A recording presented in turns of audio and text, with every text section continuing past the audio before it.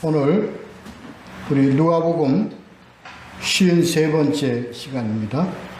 누가복음 15장 25절부터 32절까지 말씀, 함께 나누신 말씀 제목은 기쁜 소식의 잔치라는 제목으로 함께 나누도록 하겠습니다. 우린 지난주에 둘째 아들 11절부터 24절까지에 대한 내용 가지고 함께 나누었습니다. 오늘 이제 본문 들어가기 전에 지난주 걸 잠깐 요약을 해보면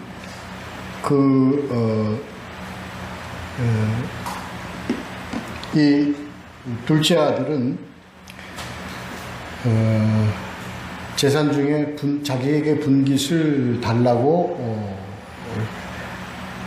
요구를 하죠.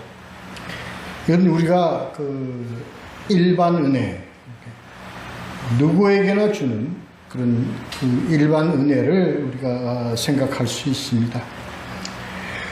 그리고 허랑방탕했다는 것은요,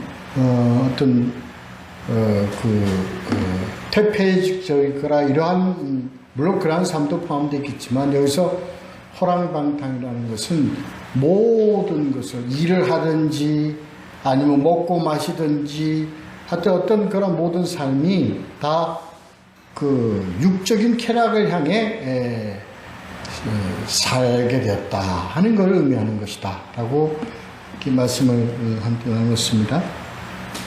결국 이제 그가 다 모든 것을 다 허비하게 되죠. 다 잃어버리게 됩니다. 그래서 이제 돼지를 치게 되는 아주 추락하는 삶을 살아가게 되는데, 돼지를 치게 된다는 것은 결국 그 당시의 돼지는 유대인에게는 아주 부정한, 그래서 이 일을, 돼지를 치는 일은 아주 부정한 일을 의미하는 것이다. 그래서 부정한 일을 하기까지 되었다. 그리고 하여튼 이 흉년이 들은다는 것은 우리의 죄로 인해서 이 환경 파괴된 것을 의미하다라고 말씀을 드렸습니다. 그래서 하나님의 아들이 세상의 종이 되어버렸던 그런 추락하는 삶을 살아야 됐다.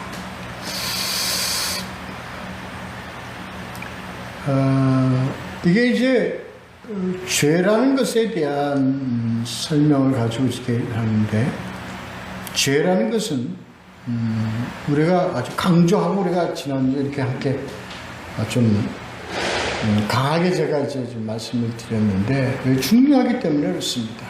우리는 이 신앙서부터 죄에 대한 개념, 그 다음에 회개에 대한 개념이 시작부터가 잘못 들어가서 신앙의 아주 첫 길부터 잘못된 길로 가는 그런 우를 많이 범하고 있기 때문에 강조시 이랬습니다.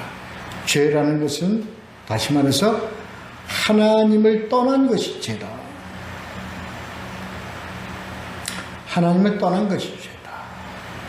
회개는 바로 이러한 하나님을 떠나서 허랑방탕하여 자신의 이런 부정한 이러한 세상에 지배받는 종으로 살게 된 이 모든 것을 하나님께 뜻하신 바 그 방향에서 다른 방향으로 삶을 살았다.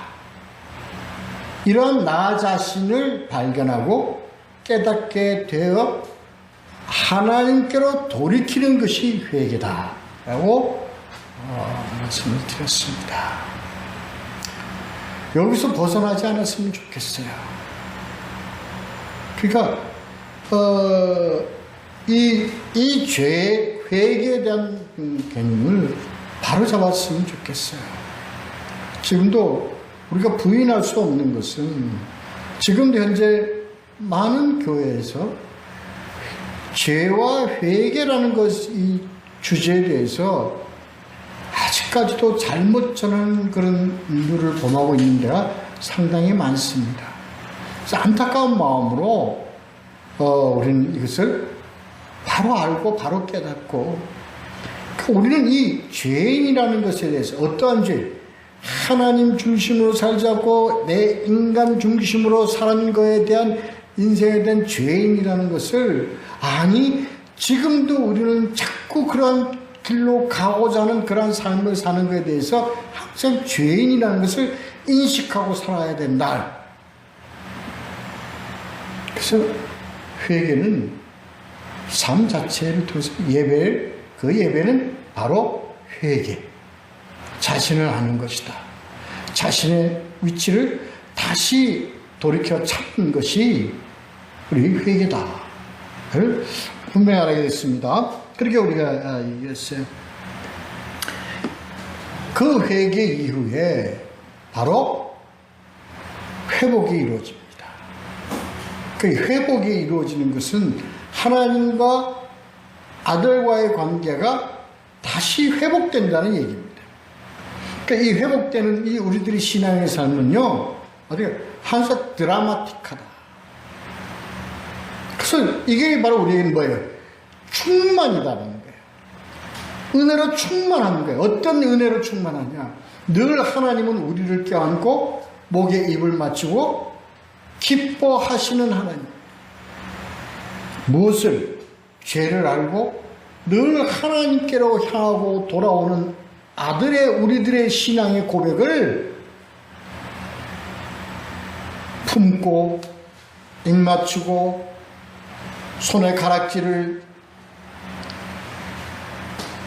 이렇게 우리를 회복시킵니다. 가락지는 아들의 신분입니다. 그리고 제일 좋은 옷을 입히는 것은 바로 신분입니다. 가락지는 권한입니다. 그리고 신을 신기는 자유로. 우리 주님 만나고요, 우리가 하나님과의 관계가 회복되어지면 우리는 자유함을 얻는다.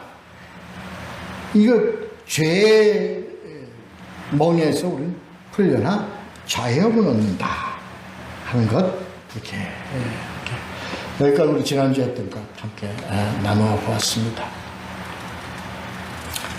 오늘은요, 이제 25절서부터 32절까지 마다들에 대해서 이렇게 나눠보도록 하겠습니다. 먼저 25절, 26절, 27절 세 절을 먼저 읽도록 하겠습니다. 마다들은 밭에 있다가 돌아와 집에 가까이 왔을 때에 풍악과 춤추는 소리를 듣고 한 종을 불러 이 무슨 일인가 물은데 대답하되 당신의 동생이 돌아왔으니 당신의 아버지가 건강한 그를 다시 맞아들이게 됨으로 인하여 살찐 송아지를 잡았나이다 하니 그가 노하여 들어가고자 하지 아니하거늘 아버지가 나와서 권한대. 여기까지 먼저 보도록 하겠습니다. 아니네, 27절까지 먼저 읽어야 되는데 잡았나이다 하니까지입니다. 27절까지. 먼저요, 마다들에 대한 개념을 우리가 한번 여기서 같이 좀 나누고 가도록 하겠습니다. 첫째 아들은요, 우리가 간단합니다. 우리가 죄에 방황하고 복음을 접하지 못하고 죄 속에 방황하다가 돌아오게 되는 죄인에서 의인으로 바뀌어진 그런 사람을 둘째 아들에게 이렇게 우리가 비유했다. 그럼 첫째 아들은 무엇인가? 이 첫째 마다들에 대해서는요, 주석에도 그렇게 나와 있습니다. 마다들은 유대인, 바리새인과 서기관 같은 유대인들을 두고 하는 얘기다. 라고 아주 딱 지적해서 이렇게 표시되어 있습니다. 지난번에 한 말씀 드렸죠. 이걸 우리가 마다들을 유대인으로 각 정해서 확정적으로 그렇게 우리가 묶어서 우리가 이해를 하는 데는 조금 위험성이 있다고 말씀을 드렸습니다. 오늘 이제 이 내용을 보면 제 말씀 이해가 되실 텐데요. 그래서 우리 이 마다들에 대해서는요, 좀 더 광범위하게 이 폭을 넓혀서 이해를 해야 됩니다.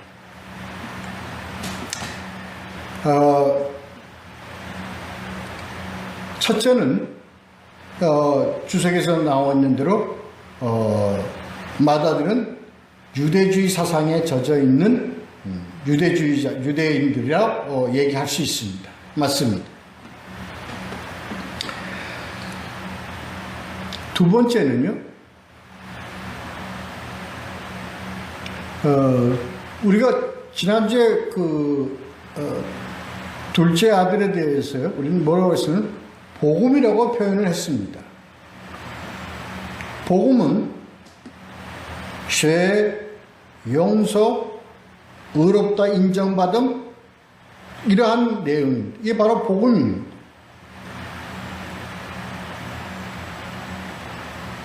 그러면 이 마다들은요, 율법이라고 볼 수 있습니다. 다시 엄밀하게 얘기해서 복음을 거부하는 율법입니다. 이제 우리 가면서 우선 마다들의 개념을 먼저 정해놓고 뒤로 이제 가면서 좀 더 말씀 나누죠. 세 번째는요, 복음보다도 전통에 더 우선하는 전통주의를 두고 있다고 봐야 합니다. 이 전통주의는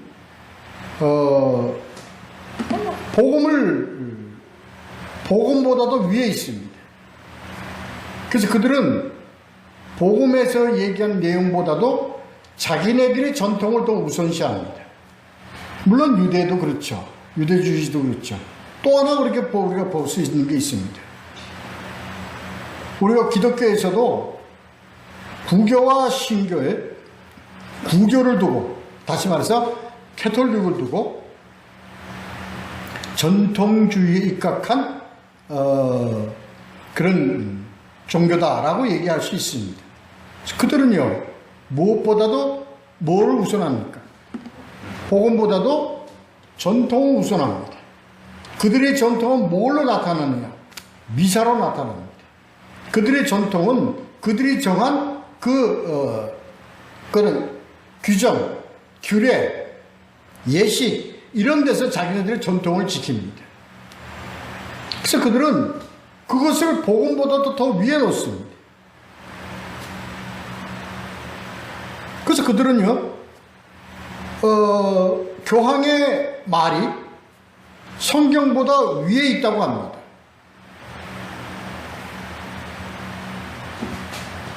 그들이 얘기하는 교황은 바로 전통입니다.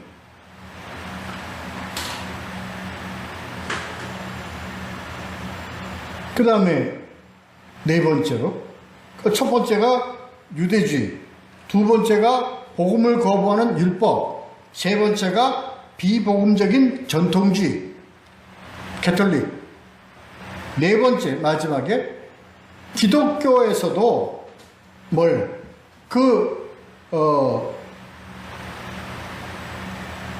복음을 잘 깨닫지 못한 그런 기독교인들을 두고 우리는 은혜는 받았다고 하지만 그들이 복음을 잘 모르는 교인들도 우리가 마다들로 비유할 수 있습니다.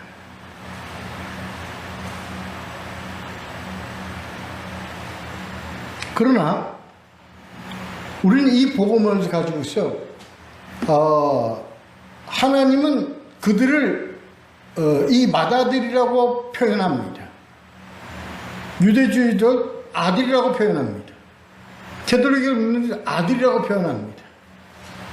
이러한 자들도 아들이라고 표현하는 데는 바로 하나님께서 끝까지 인내하시며 그들도 구원에 함께 동참시키려고 하는 하나님의 끈질긴 인내, 노력, 그렇습니다. 그렇게 우리가 정해볼 수 있습니다.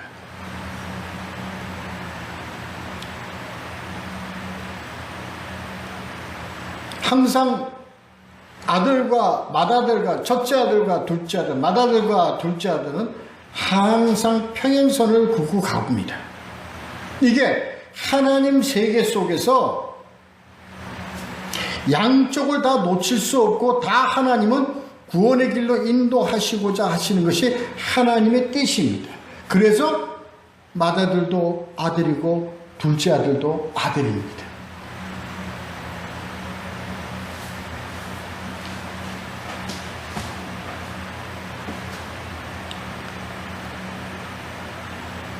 우선 이 상징적인 의미가 있습니다. 밭에 있다가 돌아와로 되어 있습니다. 그러니까 지금 이 맏아들은 주로 무엇을 직업 아니 무엇에 종사하는 자입니까? 밭에 일하는 것으로 종사하는 자입니다.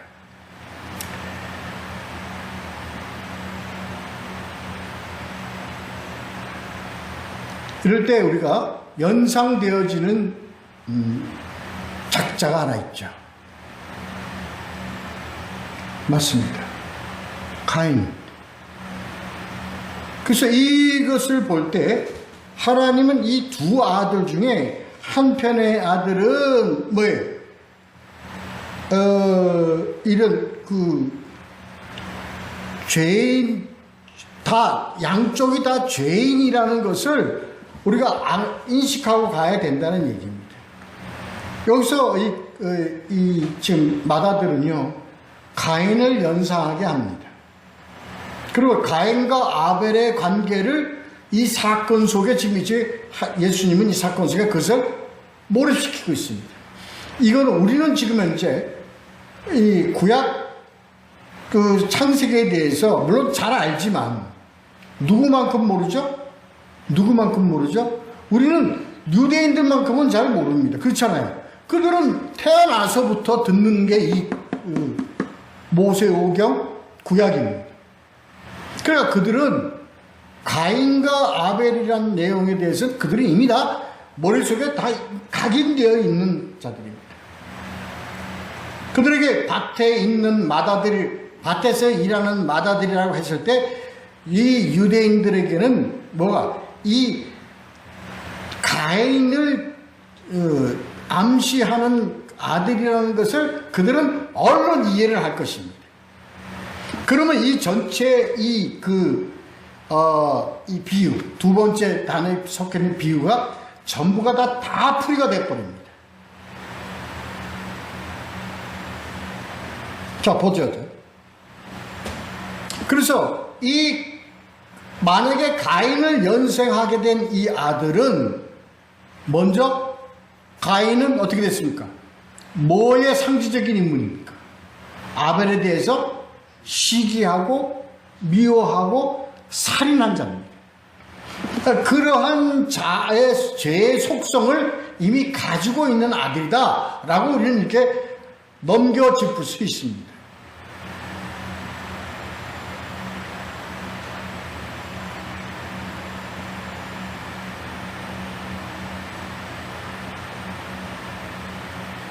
그러면 이후에 문제가 다 해결되죠. 돌아왔더니 잔치 소리가 들렸어요. 풍악과 춤추는 소리가 들렸어요. 그건 무슨 일인가 했을 때 이제 종이 그렇게 얘기를 합니다. 당신의 동생이 돌아왔음에, 여기서 주제되는 건 뭡니까? 당신의 동생입니다.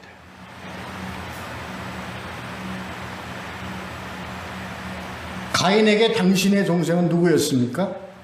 아벨이었습니다.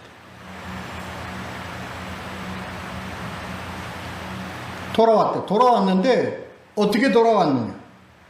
당신의 아버지가 건강한 그를 다시 맞아들이게 됩니다. 어떤 아들? 건강한 아들입니다. 왜 건강한 아들이라고 표현을 했을까요? 죄인이 회개하고 하나님께서 관계가 회복되어진 상태의 아들을 두고 우리가 그를 뭐라고 불러요? 건강한 아들이라고 불러요. 우리가요, 매일매일 우리가 죄인된 우리가요, 주님에게 우리가 용서함을 받고요, 은혜로 우리가 삶을 살아가는 우리는 매일매일의 삶이 어떠한 삶이 된다는 것을 의미하는 겁니까? 건강한 삶을 살아간다는 겁니다. 그래서 영적으로 건강함은 바로 우리가 육신적으로도 건강한 삶을 살아갈 수 있도록 하나님께서 우리를 인도하시는 겁니다.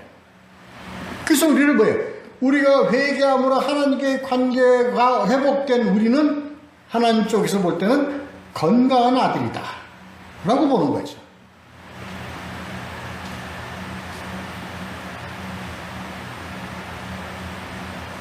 이게 우리 위에서 봤던 복음 1입니다. 이게 복음 1입니다. 그러니까 죄인이 회개하여 하나님과의 관계가 회복된 우리는 영적으로 이미 건강한 아들이 된 거예요.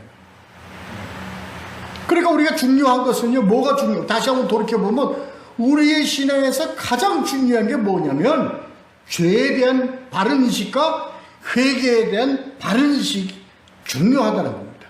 왜냐고요? 우리가 그걸 바르게 인식하고 바르게 우리가 그것을 알고 깨달아야만 뭐가 이루어질 수 있습니까? 하나님과의 관계 회복이 이루어질 수 있으므로 우리는 건강한 자가 될 수 있는 겁니다.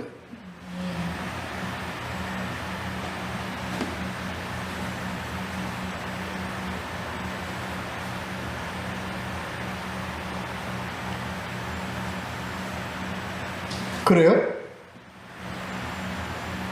이게 누구예요? 당신의 동생입니다. 그럴 때 이 마다들이 어떻게 했습니까? 그가 읽습니다. 28절부터 30절까지 그가 노하여 들어가고자 하지 아니하거늘 아버지가 나와서 권한대 아버지께 대답하여 이르되 내가 여러 해 아버지를 섬겨 명을 어금이었거늘 내게는 염소 새끼라도 주어 나와 내 벗으로 즐기게 하신 일이 없더니 아버지의 살림을 장녀들과 함께 삼켜버린 이 아들이 돌아오매 이를 위하여 살찐 송아지를 잡으셨나이다. 이 내용을 잘 우리가 관찰을 해야 합니다. 자, 아들이 건강하게 회복돼서 돌아왔다는 얘기를 듣고 노했습니다. 이 노한 거는 누구에게 대해 노한 걸 겁니까? 노한 거라고 생각하십니까? 둘째 아들에 대해서 노했다고 생각하십니까? 아닙니다. 누구에 대해서 노한 겁니까? 아버지에 대해서 노한 겁니다.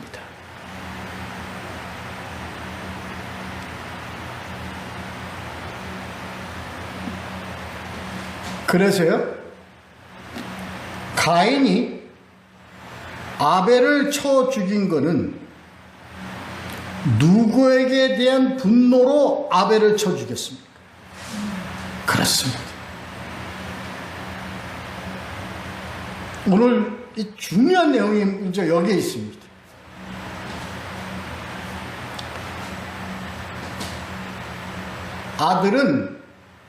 둘째 아들은 그저 자기의 분노를 화풀이하는, 분노를 해소시키는 대상으로서의 그 대상이지 분노의 대상은 아닙니다.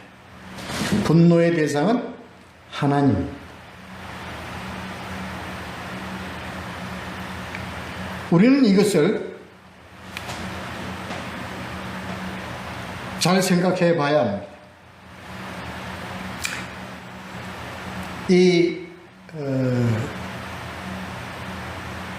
요나가요, 니느웨의 하나님의 말씀에 따라 징벌을 내립니다.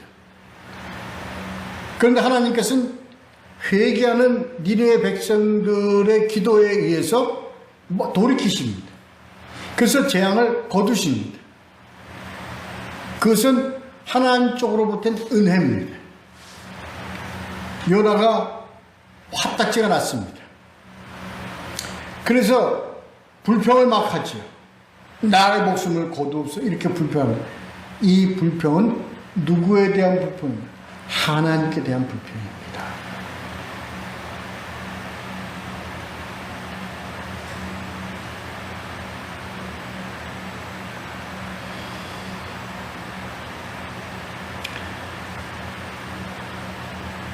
가인이 아벨을 죽인 것도 하나님에 대한 분노의 표출이 아벨에게 처해졌다는 겁니다. 제가 아까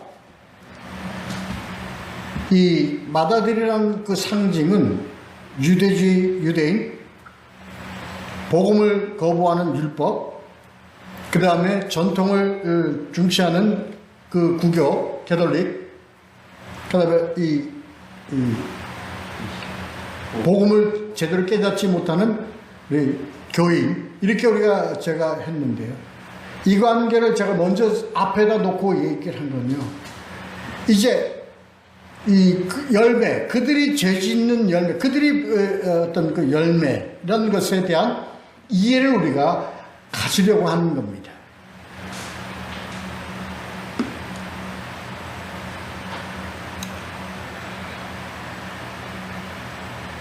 유대인들이요, 오늘날 유대인들이요, 가장 핍박하는 자들이 누구냐면 기독교인입니다.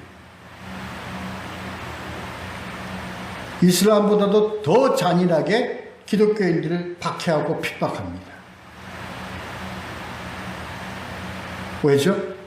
그들은 누구에 대한 불만입니까? 하나님에 대한 불만입니다. 왜냐고요? 당신은 우리를 아브라함을 통해 가지고 우리가 약속한 거 있지 않습니까? 당신은 우리 유대인들을, 아브라함의 자손들을 분명히 당신은 우리에게 바다의 모래같이 그런 택한 백성으로서 우리를 구원의 길로 인도하실 거라는 건 당신으로 얘기하지 않았습니까? 왜 아닙니까? 하고 그들은 겉으로 비난하고 힐난할 수 없습니다. 왜냐? 그래도 지금 자기네들은 뭐라고? 그래도 우리는 하나님의 자손이라고 굳게 믿고 있기 때문에 그렇습니다. 그런데 거기에 대한 하나님에 대한 어떤 컴플레인이 누구한테로 우리가 표현이 되는 겁니까? 기독교인들에게 표현이 되는 겁니다.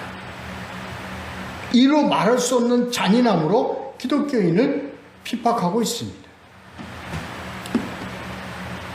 맏아들과 둘째 아들과의 관계입니다. 그래서 그들은요, 예수 그리스도의 복음에 의해서 건강하게 회복된 우리 개신교 기독교인들을 그들은 용납 못한다는 겁니다.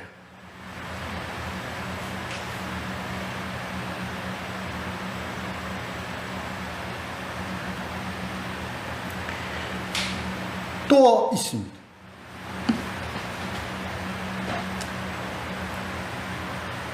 기독교의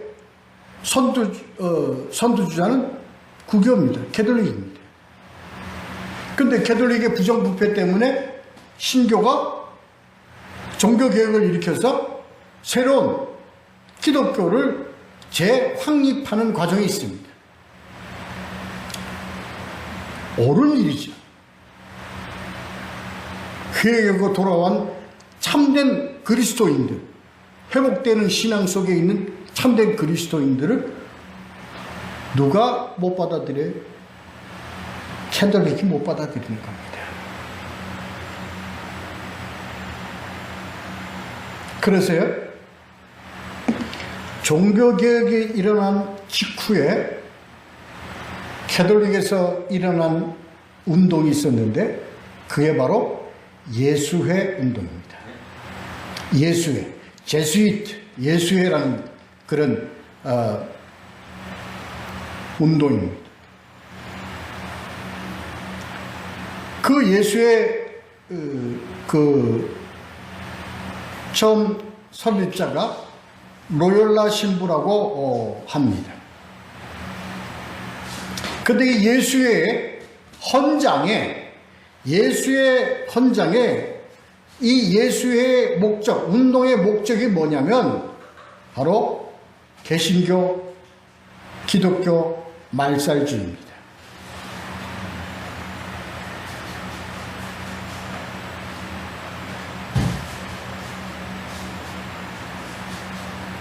그들은요, 겉으로는 평화를 외치지만 속으로는 기독교를 말살하기 위해서, 개신교를 말살하기 위해서, 신교를 말살하기 위해서 그들은 온갖 음모와 그리고 그런 계획들을 가지고 그들은 여태까지 이렇게 진행하고 있습니다. 지금까지입니다. 그래서 이 지금 프리메이슨이라든가 이러한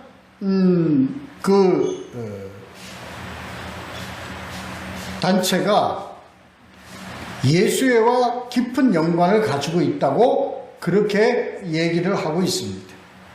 하여튼 간에 지금도 그들은 평화를 외칩니다.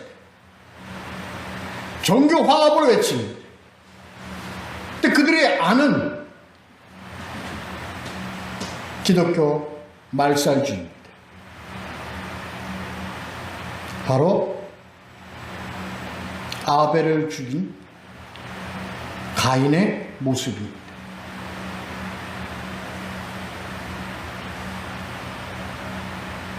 첫째 아들의 그 돌아온 복음에 대하여 반발하고 노하고 있는 바로 이러한 마다들이라고 자창하는 바로 캐톨릭입니다.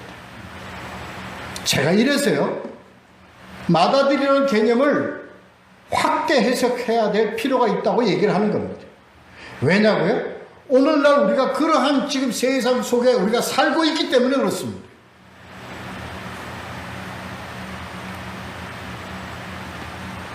저들은 제가 좀 잔인한 얘기 같지만 양의 탈을 쓴 이리들입니다. 겉으로는 화평이요, 평화요,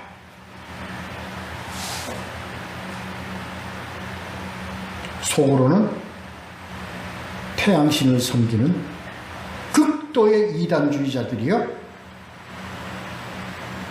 기독교가 아닙니다. 기독교의 탈을 쓰고 있을 뿐입니다.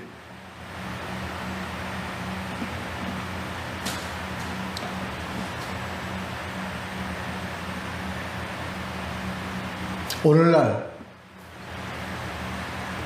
이 우리 개신교, 특히 이 개혁주의 루터로부터 이루어진 이 개혁주의 신앙, 개혁주의 이 교회들을 고립시키려고 하는 악한 무리들의 온갖 괴계가 지금 행행하고 있습니다. 프리메이슨, 알루미나티,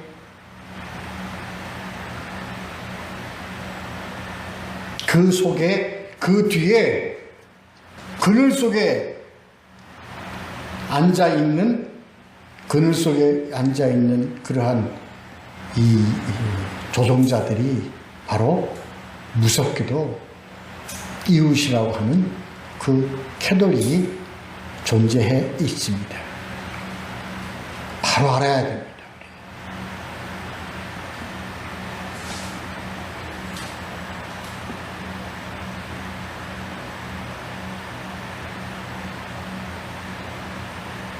바로 이 WCC, 평화를 내세우는 WCC도 이 개혁주의 신학을 바로 고립화시키는, 그래서 기독교 이 교단 중에서 개혁주의 교단,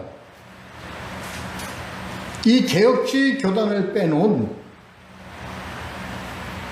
감리, 장로 통합, 자유주의 신학자들, 모든 자들이 WCC라는 공동체에서 다 포함시키고 개혁주의 교단만 고립시키는 그러한 정책 속에 우리는 지금 현실 속에 살고 있습니다. 미국은 지금 동성애를 반대하는 그러한 교단이나 교회가 존재하기 어려운 지경에 처해 있습니다.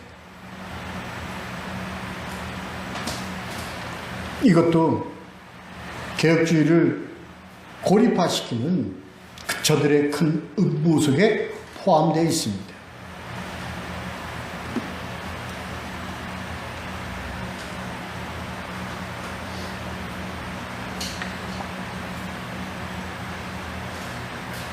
거기에 분노에 대한, 아버지의 분노에 대한 내용이 29절, 30절에 있습니다. 내가 아버지를 먼저 섬길 거야, 이겁니다. 아버지하고 관계는 내가 먼저인데, 이게 저들이 아버지한테 분노하는 이유입니다. 유대주의가 그렇죠. 개신교에 비해서 구교가, 개독이 먼저 아버지하고 관계했죠. 그러니까 그들이 잘못된 것은 첫 단추부터가 잘못 깨어져 있습니다. 왜냐고요? 저들은 근본을, 원죄를 해결하지 못하고 그냥 끌고 가고 있는 겁니다. 시기, 미움, 질투,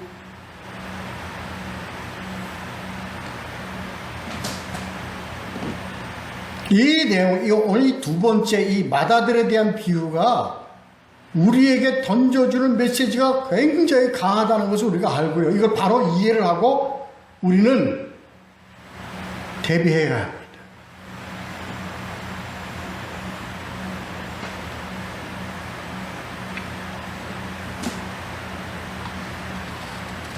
그럼에도 불구하고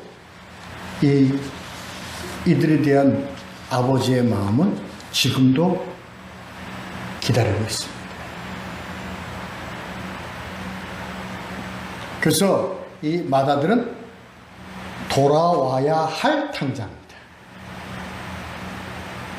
오늘날 우리 시대에 이 아들은 돌아와야 할 탕자입니다.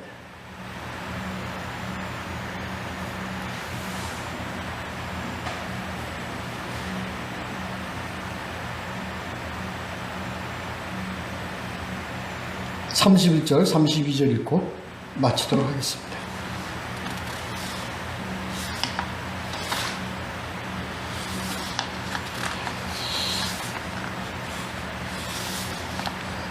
아버지가 이르되 얘네는 항상 나와 함께 있으니 내 것이 다 네 것이로되 이 내 동생은 죽었다가 살아났으며 내가 잃었다가 얻었기로 우리가 즐거워하고 기뻐하는 것이 마땅하다 하니라. 여기서요,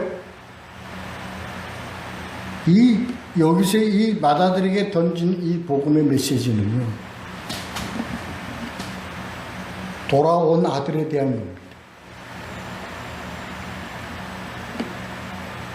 너는 항상 나와 함께 있으니 내 것이 다 네 것이로되. 또 이제 32절에서 보면요, 내 동생은 죽었다가 살아났으니 잃었다가 얻었기로. 죽었다가 살아났다는 게 뭐죠? 세례와 부활입니다.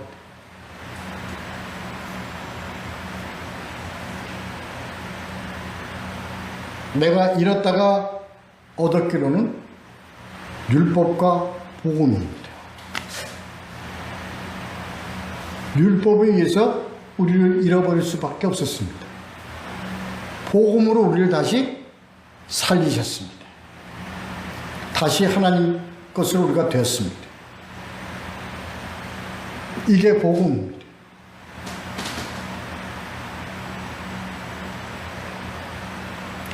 마다들에게 일어나지 않은 일은 뭔가요?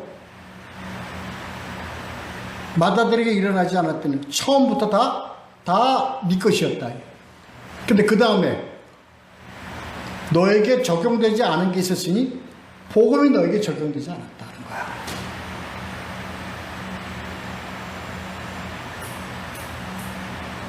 너는 죽었다가 살아나지도 않고 죽었다가 너 살아나야 되는데 너는 죽었다가 살아나질 않았어. 다시 말해서 가인이 동생을 쳐 죽였어요. 그건 어떻게 됐어요? 유리하게 됐어요. 그게 하나님께서부터 유리하게 됐다는 게 아니라 그의 삶이 유리하게 됐다는 거예요. 그래서 깨달아 돌아오는 것이 그의 역할이었는데 성경은 그 돌아오는 자들에 대한 것은 제한을 두고 있었습니다. 그의 교만은 없어지지 않았습니다. 그의 미움과 시기는 없어지지 않았습니다. 계속적으로 이 세상의 그 시기와 미움이라는 것이 하나님의 아들이라는 것을 빙자해서 계속적으로 끌고 지금까지 오고 있다는 말이에요. 그게 뭡니까? 유대인이요, 캐톨릭이요, 신앙의 교만을 가지고 있는 이 습관적인 신앙이요,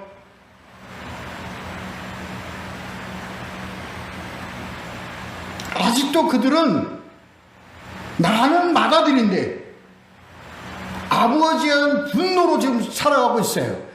아버지에 대한 적대감으로 살아가고 있어요. 그래서 세상 종말은요, 사단은요, 누구에 대해서 대항을 합니까? 사단, 하나님에 대해서 대항을 합니다.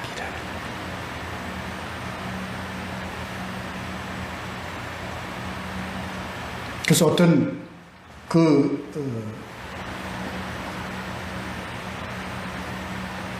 캐톨릭에 대해서요, 사단의 심벌이라고 그 하는 자들은요, 캐톨릭이 종래 세상 끝날에는 하나님에 대해 대적할 것이라고 예언하는 자들이 많습니다.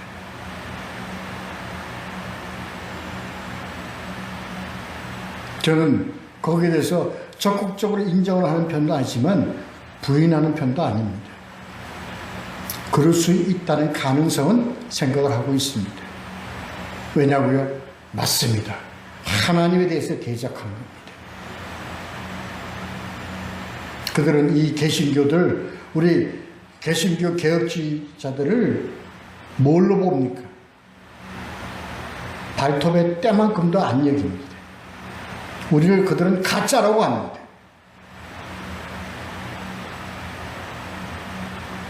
그래서 이들은 말살되어져야 된다, 없어져야 될 종교라고 그들은 그렇게 자기네들끼리는 그렇게 주장하고 있습니다.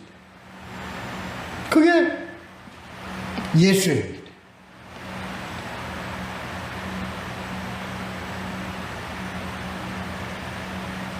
우리 이걸 다 바로 알아야 합니다.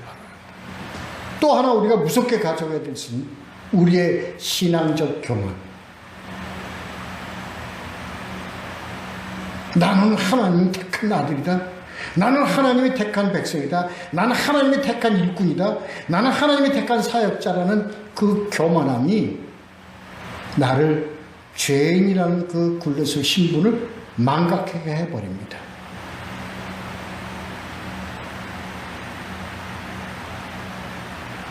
그래서 어느덧 교만은 다른 사람들을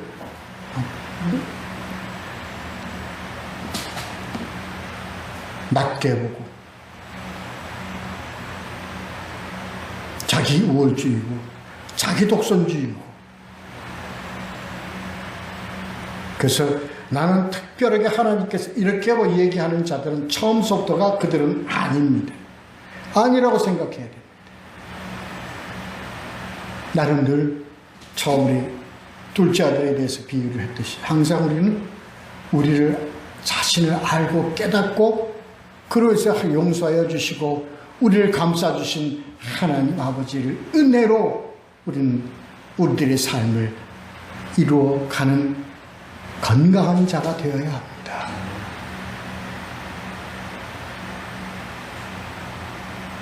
그러나 또 우리가 잊지 말아야 될 것은 비록 우리 눈에는 저들이 하나님의 대적자요 거짓자들이요 그렇다고 하더라도 우리는 저들을 심판하거나 판단해서는 안 됩니다. 왜냐고요? 오늘 이 비유의 말씀처럼 아직도 그들은 하나님은 아들이라고 부르고 있는 중이기 때문에 그렇습니다. 그리고 그들이 아버지께서 얘기하는 이 탕자들 시기와 그리고 질투와 미움을 갖고 있는 이 아들들의 그 아버지를 원망하고 아버지를 벗어난 이 아들에 돌아오는 것을 지금도 기다리고 계시는 것을 우리가 알아야 합니다.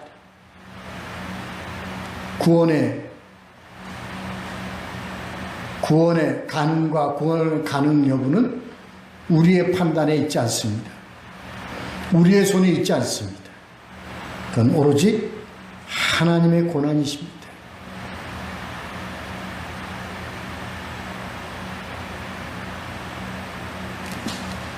하나님이 인내하시는 대로 우리도 하나님 그들도 인내하고 있는 것처럼 우리도 저들을 그렇게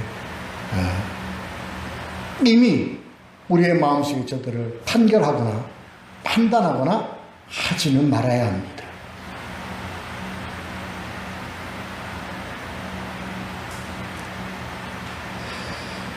그렇습니다. 그래서요, 참되게 하늘나라의 잔치는 맏아들도 그렇고 둘째 아들도 그렇고 죽었다가 살아난 아들, 잃었다가 다시 얻은 아들, 이것에 대한 즐거워하고 기뻐하는 것이 바로 천국의 잔치입니다.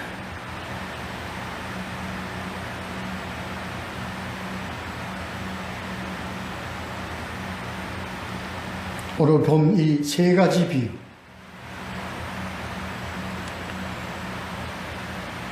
잃어버린 양, 잃어버린 드라크마, 그리고 돌아온 탕자.